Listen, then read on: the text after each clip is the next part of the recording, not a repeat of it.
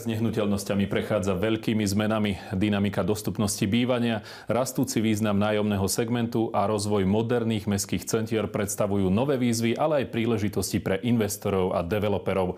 O tom, ako sa mení charakter realitného trhu, kde vznikajú najperspektívnejšie investičné príležitosti a aký potenciál má ďalší rozvoj mestského prostredia, si povieme v dnešnom biznise. Vítajte. V štúdiu už vítam Jaroslava Midu, investičného riaditeľa a partnera spoločnosti Mint Investments. Dobrý deň, vítajte u nás. Dobrý deň, ďakujem za pozvanie. Pôsobíte na Slovensku aj v susednej Českej republike, preto ma zaujíma, ako vnímate aktuálny stav rezidenčného trhu v oboch krajinách. Pokojne to môžete aj porovnať. Tak obe krajiny si prešli určitým turbulentným vývojom v rámci rezidenčného trhu, špeciálne v roku 2023, spôsobeným rôznymi geopolitickými faktormi, vojnou na Ukrajine, infláciou, s tým súvisiace vlastne zvyšovanie úrokových sadzieb. Trh sa tým pádom trošku spomalil, mal pomalšie obdobie a postupne v roku 2024 tým, ako sa sentiment k rezidenčnému bývaniu obecne ako investícií zlepšoval, znižovali sa úrokové sadzby, tak sa oba trhy vlastne stabilizovali, naštartoval sa opäť rast cien, rast predajov a napríklad v Prahe aktuálne zaznamenávame najvyššie ceny v histórii ako priemerné predajné. V poslednom čase sa zvyšuje dopyt po nájomnom bývaní, je to vidieť aj na tých číslach. Ako na tento trend reagujete? My sme tento trend zaznamenali už začiatkom roku 2020. Bol to pomaličky sa rozvíjajúci trend, ktorý prichádzal zo západu do Českej republiky a reagovali sme na ňo tak, že sme založili Mint rezidenčný fond, čo je otvorený fond nájomného bývania, do ktorého môžu investori vlastne investovať už od 200 korún. A cieľom bolo vytvoriť produkt inštitucionalizovaného nájomného bývania. To znamená, kupujeme hotové bytové komplexy, ktoré čisto prenajímame koncovým užívateľom a poskytujeme im kompletný servis. Jednotky sú vybavené, človek vlastne môže prísť s kefkou a nasťahovať sa a bývať. Ako sa momentálne tomuto fondu rezidenčnému darí? Darí sa mu veľmi dobre. Od svojho založenia vlastne narastol na dnešnú hodnotu presahujúcu 3 miliardy českých korún ako čistú a vytvoril zhodnotenie pre investorov vyše 40% od svojho založenia. Narastol, vlastne dneska máme dokončených cirka 450 bytových jednotiek a ďalších cirka 450 je aktuálne vo výstavbe, takže pekne rastieme. Čo sa týka oblasti developmentu, pripravujete aj nejaké nové projekty? Áno, development je našou vášňou, poviem to tak, v Minte.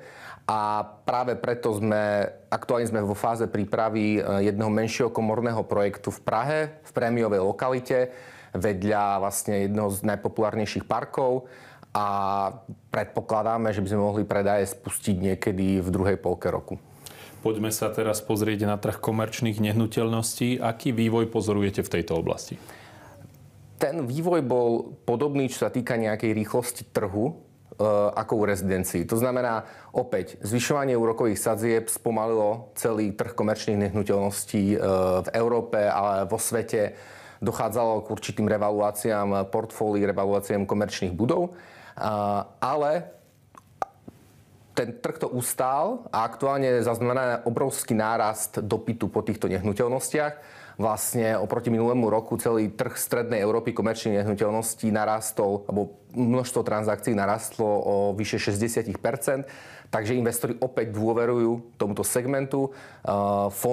Rôznorodé fondy vlastne dokážu narejzovať dostatočné prostriedky na to, aby tieto nehnuteľnosti kupovali a aktivita je teraz veľmi silná. Vaša spoločnosť v uplynulých mesiacoch dokončila pomerne významnú akvizíciu v Prahe. Povedzte nám teda konkrétne, o čo ide. No my sme vlastne taktiež sledovali trend, ktorý som pred chvíľou vlastne zmieňoval a podarilo sa nám kúpiť prémiovú kancelárskú budovu priamo na metre Budějovická v Prahe s rozlohou cirka 20 000 prenájmateľ metrov štvorcových, ktorú sme už predtým pre minulého vlastníka spravovali, takže sme dokonale vedeli, čo tá budova vyžaduje. Máme dlhodobo vytvorené vzťahy s nájomcami a aktuálne plánujeme ďalšie energetické investície do tejto budovy, aby bola čo najdlhšie udržiteľná. Poďme teraz z Prahy do Bratislavy. Bratislavský downtown, ten sa za posledné roky výrazne zmenil.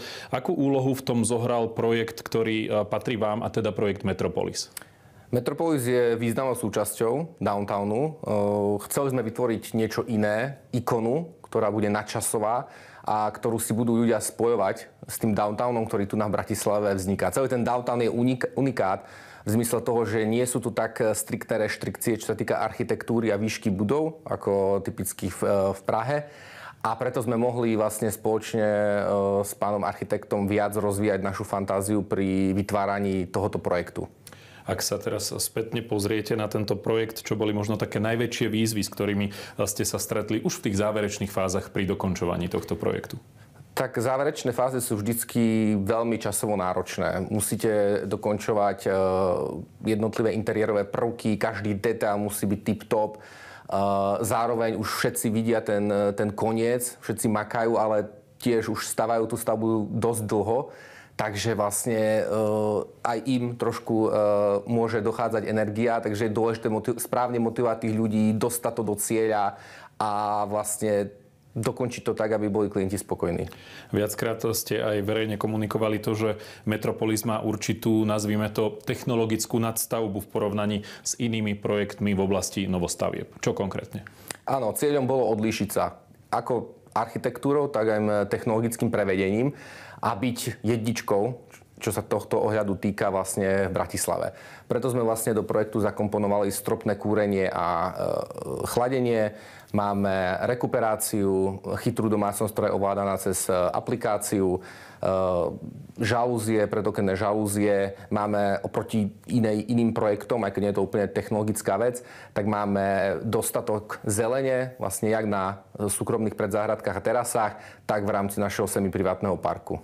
Spomínali ste stropné kúrenie, chladenie, rekuperáciu a tak ďalej. Aké benefity tento systém prináša z pohľadu bežného človeka? Tak u stropného kúrenia a chladenia sú to za mňa dva hlavné benefity. Je to jednak príjemnejšie a plynulejšie ochladzovanie, respektíve oteplovanie priestoru. A druhá je to šetrenie metrov štvorcových, pretože vy tie topné telesá, respektíve nejaké klimatizácie, nemáte vlastne niekde na zemi alebo pod stropom, ale všetko to v strope, takže máte 100% efektivitu metrov štvorcových.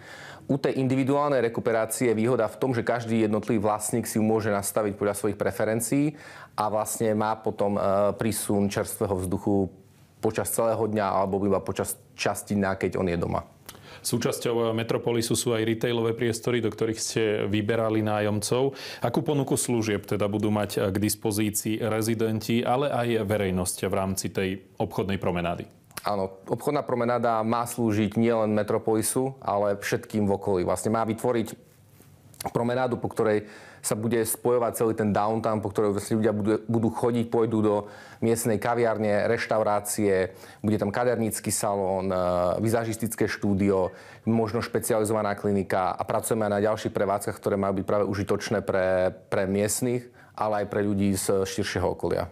Na ktorý aspekt tohto projektu ste vy osobne možno najviac hrdí?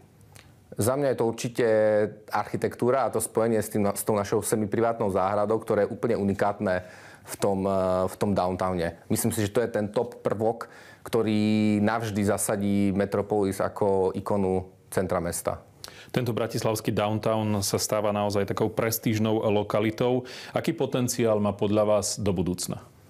Lokalita je kľúč a presvedčili sme sa o tom aj v tom turbulentnejšom období, kedy projekty, ktoré mali top lokalitu, dokázali predávať aj v týchto ako ťažších časoch, keď to tak nazvem. Downtown je topka, čo sa týka lokality na celom Slovensku. Má veľký potenciál na rozvoj, sú tam pripravené ďalšie projekty. Vytvorí sa vlastne miestny Manhattan, bratislavský Manhattan, ktorý bude opäť jednou z najunikátnejších štvrtí v strednej Európe. Uzavrel Jaroslav Mida, investičný riaditeľ a partner spoločnosti Mint Investments. Ďakujem pekne, že ste prišli k nám do štúdia. Dovidenia. Ja ďakujem za pozvanie. Dovidenia.